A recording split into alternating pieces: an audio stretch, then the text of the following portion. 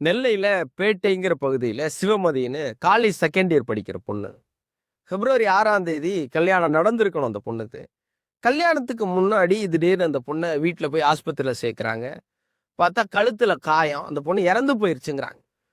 நமக்கு என்ன நடக்கும்னு தெரியும்ல. மாற்று சமூகத்து ம் காதலர திருமணம் பண்ணிக்கிறதா இருந்தது.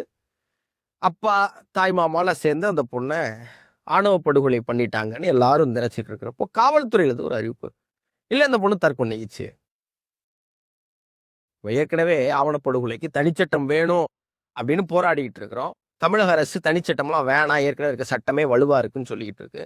நம்ம அதை எதிர்த்து போராடிட்டு இருக்கிற அதே நேரத்துல இந்த பக்கம் காவல்துறையில இருந்து இப்ப ஒரு செய்தி வருதுல்ல.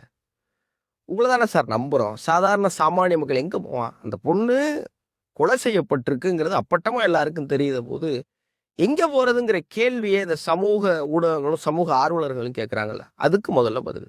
அப்படியே குஜராத்ல பார்த்தா, குதிரையில ஒரு மாப்பிள வர்றாரு. கல்யாணத்துக்கு ஒரு மாப்பிள. ஒருத்தன் அருவாள் எடுத்துக்கிட்டு, இந்த வாள் எடுத்துக்கிட்டு அவன வெட்டுறதுக்கு போறான். ஏன்டா அப்படின்னு கேட்டா, அவன் தலித்தான்.